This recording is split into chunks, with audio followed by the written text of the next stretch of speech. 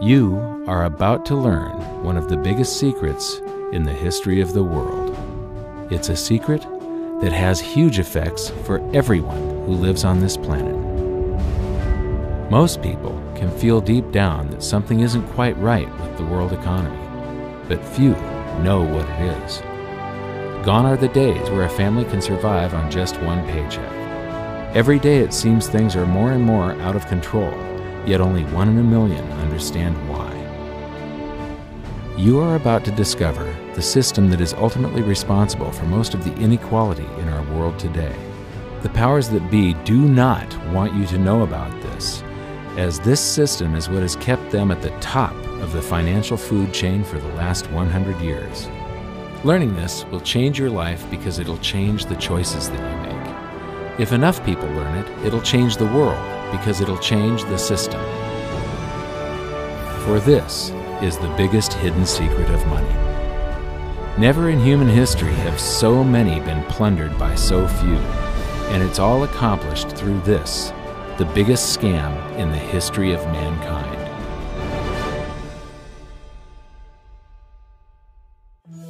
They say that money doesn't grow on trees, but the truth is that the modern banking system creates currency far faster than trees can grow. Most people don't have a clue how currency is created. Economists and bankers make it sound so complex that people think they can't understand it. But I'm going to strip our monetary system down to its essence so that you can see the scam behind the curtain and just how it affects you. Every modern society creates currency in pretty much the same way.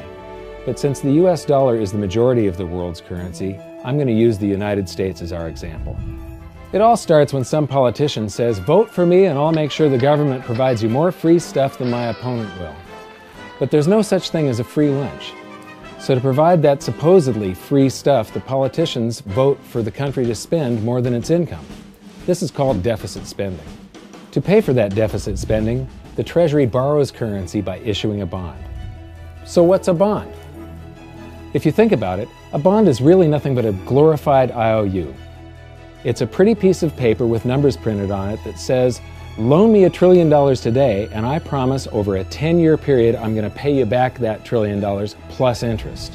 But what you need to understand is that Treasury bonds are our national debt.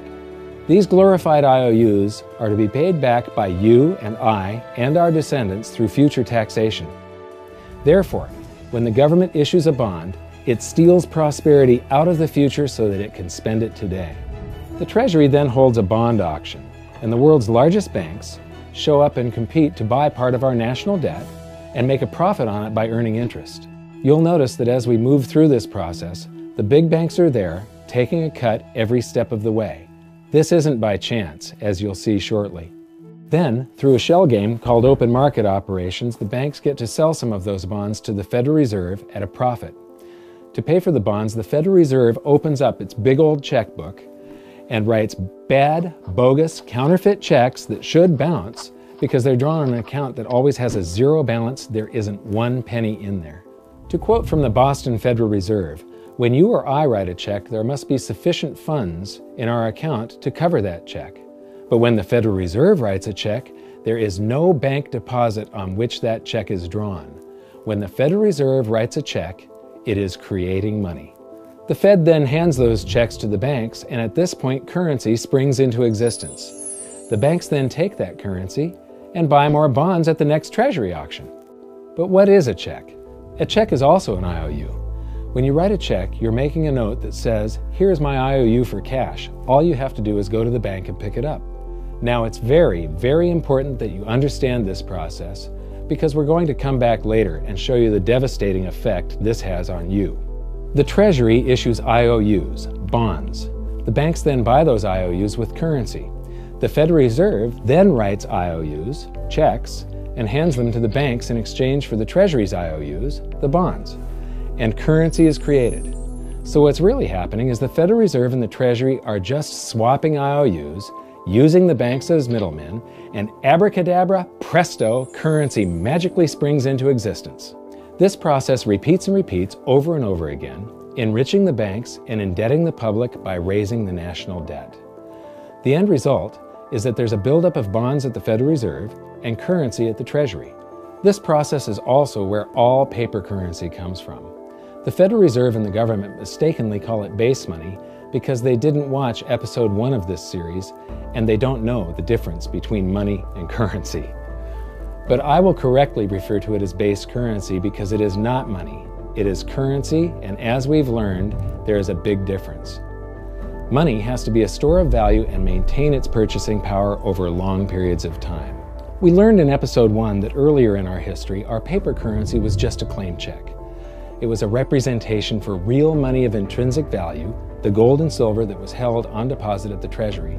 You could walk into any bank and slap your currency, like say a $20 bill, on the counter and redeem it for real money, a $20 gold piece.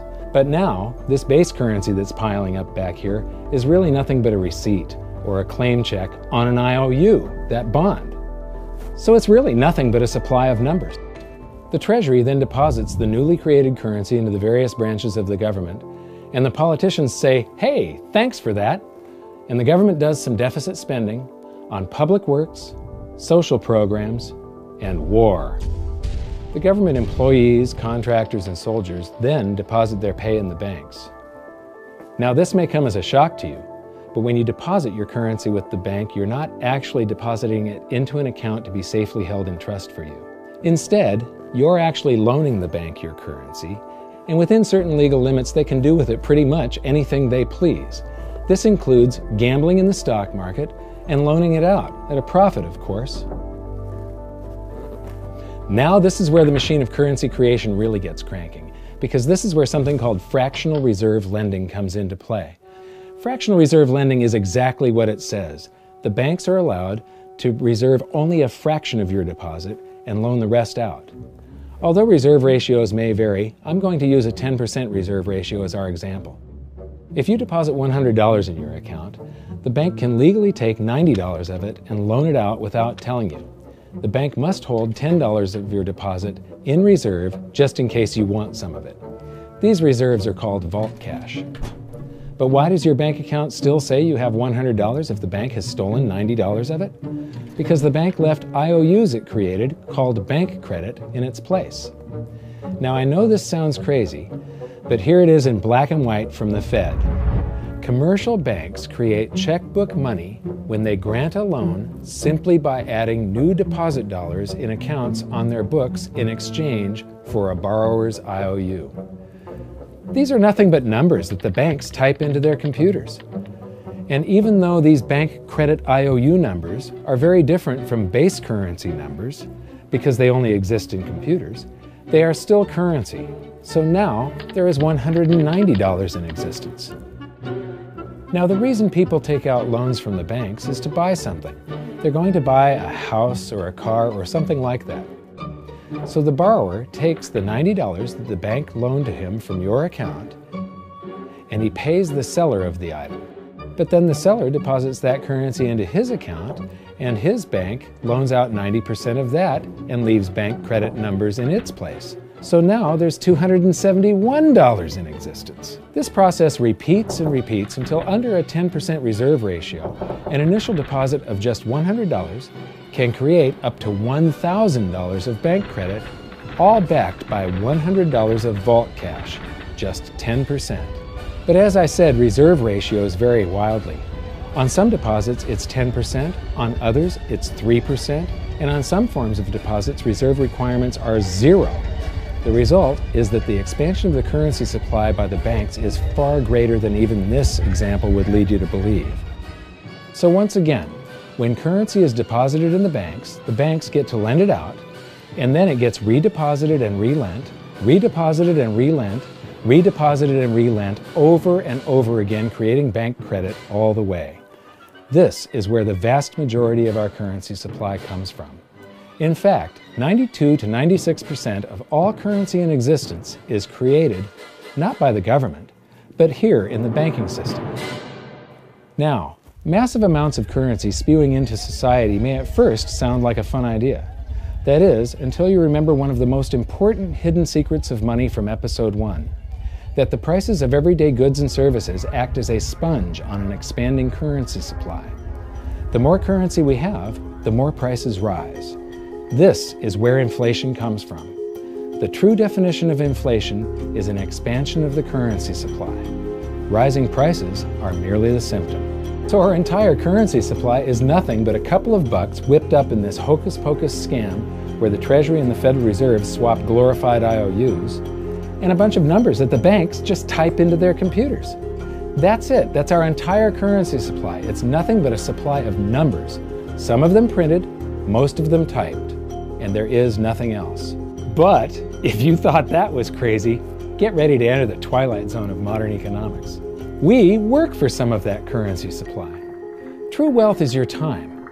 But we trade away moments of our lives, hour by hour, day by day, and year by year, for numbers that somebody printed on pieces of paper or just typed into a computer. Now those numbers represent our blood, sweat, tears, labor, ideas, and talent. We are what gives the currency its value. But here comes the really cruel joke. We work hard so that we can save some of that currency, so that we can pay the tax collector. In the United States, it's known as the IRS. They then turn it over to the Treasury so that the Treasury can pay the principal plus interest on that bond that the Federal Reserve bought with a check drawn on an account that has nothing in it.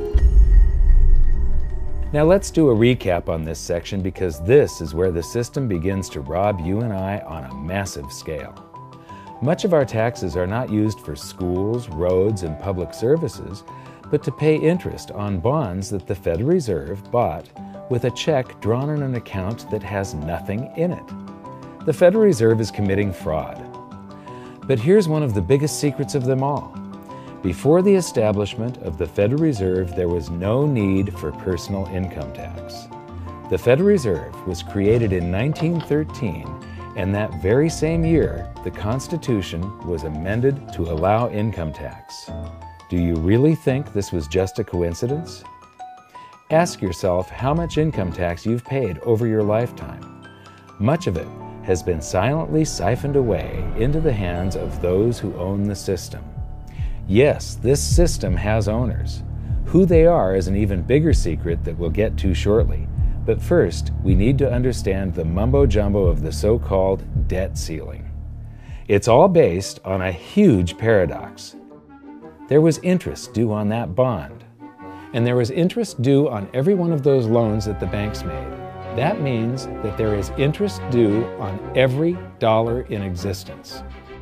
Let me ask you something. If you borrow the very first dollar into existence, and that's the only dollar that exists on the planet, but you promise to pay it back plus another dollar's worth of interest, where do you get the second dollar to pay the interest? The answer is that you have to borrow that one into existence and promise to pay it back with interest as well. So now there are $2 in existence, but you owe $4, and so on and so on. The result is there's never enough currency to pay the debt.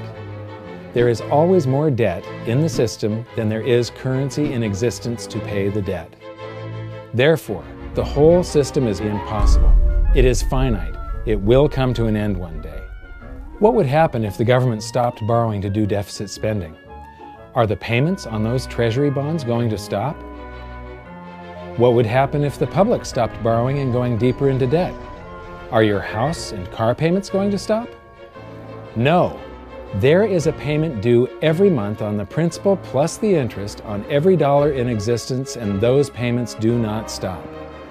If we stop borrowing, then no new currency is created to replace the currency that we used to make those payments. Whether you're making a payment on a loan or paying tax to make a payment on a bond, the portion of the payment that goes to pay off the principal extinguishes that portion of the debt. But the debt also extinguishes the currency. Currency and debt are like matter and antimatter. When they meet, they annihilate each other. If we just pay off the principal only on all the loans and bonds that exist, the entire currency supply just vanishes. So if we don't go deeper into debt every year, look what happens. The whole thing goes into a deflationary collapse under the weight of those payments. Politicians and pundits alike talk about balancing the budget, paying down the debt, and living within our means. They don't understand that that is deflationary. It is impossible to do under our current monetary system without collapsing the whole economy. This is why any talk of a debt ceiling is not only ridiculous, It's delusional. The system is designed to require ever-increasing levels of debt just to continue.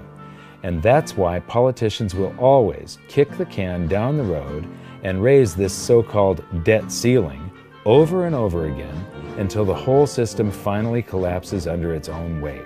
In other words, they don't want it to collapse on their watch. The Founding Fathers of the United States knew the dangers of central banking and fought to free themselves from this very thing. The Revolutionary War started out as a tax revolt, but now we must pay tax just to have a monetary system. Having just suffered through the hyperinflation of the continental dollar, which was printed into oblivion to finance the Revolutionary War, they understood the dangers of fiat currency and debt-based monetary systems. So to protect future generations from institutional theft and out-of-control government, they wrote into the Constitution that only gold and silver can be money for the simple fact that you can't print them. Our current system is not only unconstitutional, but it robs us of the liberty and prosperity our forefathers fought and died for. We are all feeling the effects of ignoring the Constitution right now. By forcing more currency into circulation, our purchasing power is diluted. Inflation is a slow and insidious stealth tax that is simply the result of this debt-based monetary system.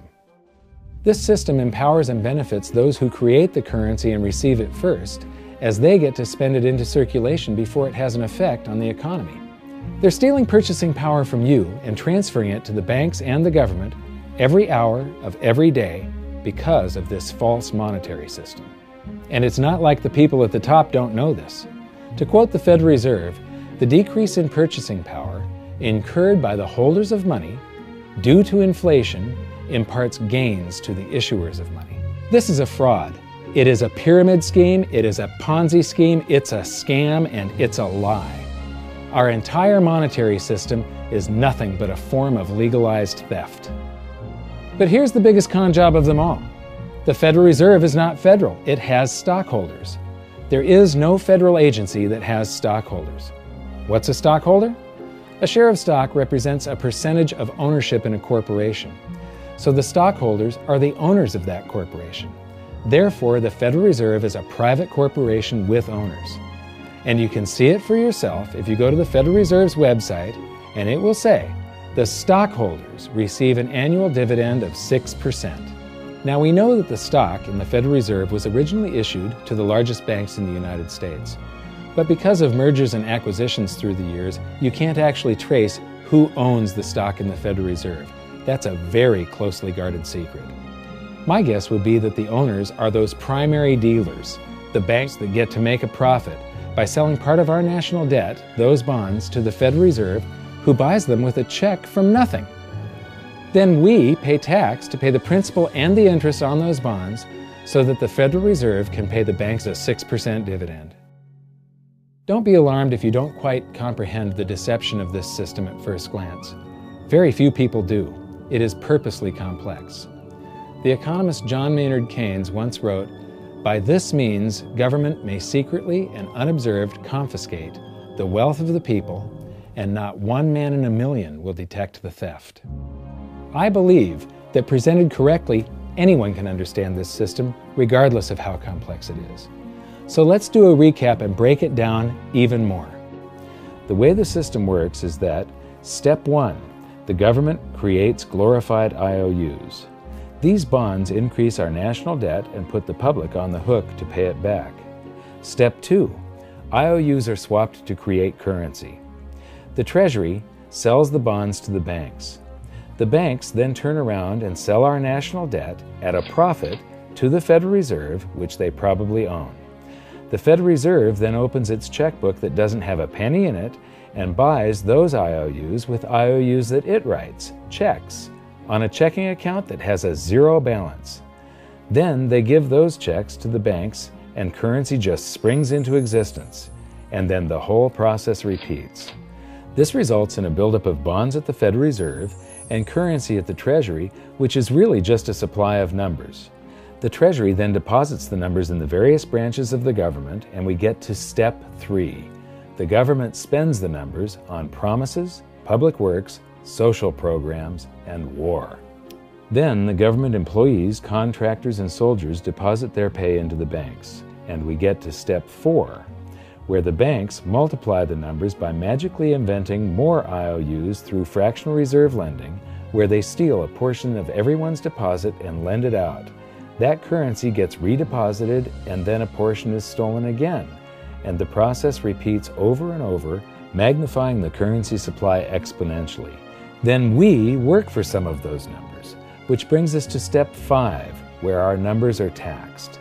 We pay tax to the IRS, who then turns our numbers over to the Treasury, so the Treasury can pay the principal plus the interest on bonds that were purchased by the Federal Reserve with a check from nothing. Then we get to step 6, the debt ceiling delusion. The system is designed to require ever-increasing levels of debt and will eventually collapse under its own weight because politicians always kick the can down the road. They don't want it to collapse on their watch. And finally, step 7, the secret owners take their cut. The world's largest banks own the Federal Reserve. Those banks make a profit selling our national debt to the Fed. They make a profit when the Fed pays them interest on the reserves held at the Fed, and the Fed pays them a 6% dividend on their ownership of the Fed. This system is fundamentally evil. It funnels wealth from the working population to the government and the banking sector. It is the cause of the artificial booms and busts of modern economies, and it causes great disparity of wealth between the rich and the working class. And it is only possible because we no longer use real money, we use currency. But worst of all, it is a form of enslavement. Bond is the root word of bondage. Whenever a government issues a bond, it is a promise to make us pay tax in the future. Nobody asked you if you wanted to pay tax today for the prosperity we all enjoyed in the last century. Nobody is asking our children if they want to work hard in the future to pay for the prosperity we're enjoying now. George Washington once wrote to James Madison, "No generation has the right to contract debts greater than can be paid off during the course of its own existence." By stealing prosperity from tomorrow so we can spend it today, we enslave ourselves and future generations. Now this all sounds pretty bad, but there is great hope, for you are the greatest threat to this false monetary system. This system relies on the public being ignorant of its workings. Please share this knowledge with everyone you know, because an informed public that fully understands the system can build a better future for generations to come. And now I leave you with this quote, widely attributed to a former director of the Bank of England. The modern banking system manufactures money out of nothing. The process is perhaps the most astounding piece of sleight of hand that was ever invented. Banking was conceived in inequity and born in sin. Bankers own the earth. Take it away from them, but leave them the power to create money and control credit, and with the flick of a pen, they will create enough money to buy it back again. But if you want to continue as the slaves of bankers and pay the cost of your own slavery, let them continue to create money and to control credit. This is the Federal Reserve in Washington, D.C. It's located on Constitution Street, and that is just as much of a joke as the New York Fed being located on Liberty Street.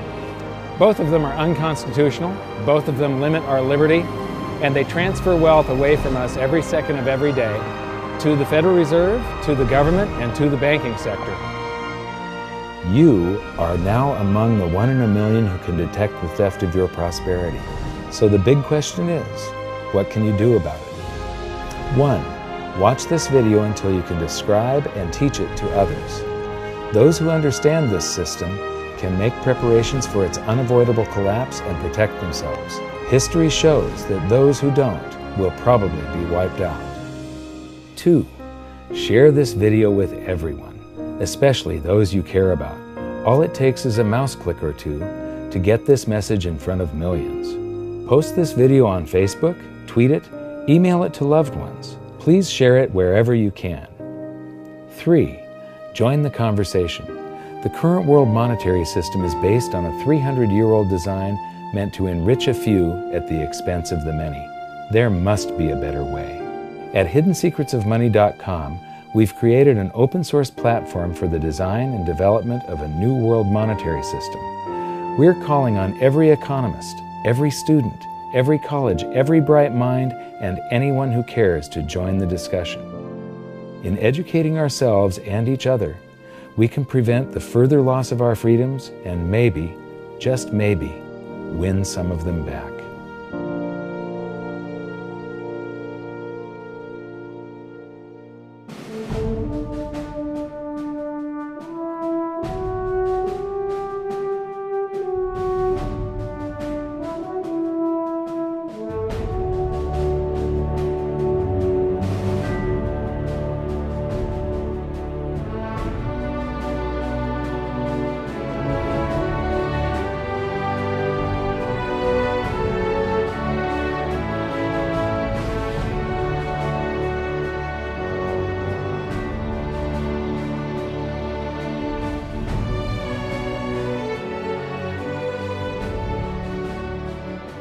I think your episode 4 is very beneficial, very helpful. It's going to introduce these ideas to a lot of people, and like I've just been talking about, we have to change people's mind, and the more they understand it, the better.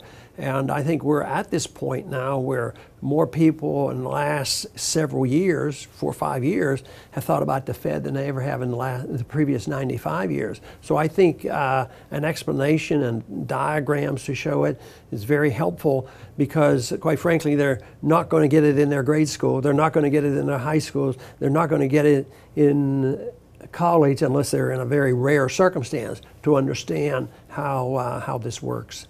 You know, for years before I got involved in really studying gold and some of the things I write and talk about today, I was a monetary economist for decades. You know, in your video, you talk about the primary dealers. I was chief counsel and chief credit officer, one of the largest primary dealers for 10 years. So I had an inside seat on the Treasury market and have the privilege of working with several former vice chairmen of the Board of Governors, Manley Johnson and David Mullins, going back to the 80s and 90s. So I'm very immersed in what you were talking about. And I thought it was extremely accurate, extremely clear. I didn't think you were stretching on any points. It was really like something out of a PhD course, except that it was very easy to understand. I think it's accessible. I think we're seeing a little bit of a revolution in communications in the following sense. You know, as you point out, the Fed was created in 1913. Well, in 1913, there was no web, there was no YouTube, no Twitter. There was really no one to kind of stand up and oppose the Fed or call them out, if you will, or really get into a discussion that everyday Americans could follow. That's not true now with social media and everything else. You can reach out to millions and tens of millions of people and tell them what's going on. I think you've done that. You've done it successfully. I applaud it. I think this is a great video. I look forward to seeing it again. I know millions of people will enjoy it. Well, as we know, the Federal Reserve believes it can create money out of thin air, not realize money is supposed to represent real products and services. And what people don't realize is when the Fed does that, in effect, as Keynes pointed out, it's a form of taxation. It's a form of confiscation. And because people don't see it, the politicos get away with it, but it also undermines social trust. It just is corrosive throughout society. We're going to have a lot of turmoil in the coming years, but it's going to be the kind of turmoil that leads to positive things. So don't despair. Get out there and fight, because the tide is going to turn. This is going to be the statist's last stand. Thank you. This episode of Mike Maloney's Hidden Secrets of Money was brought to you by GoldSilver.com and the new Silver Pegasus Round. To learn how to protect your family and turn the coming economic storms into opportunity, visit GoldSilver.com.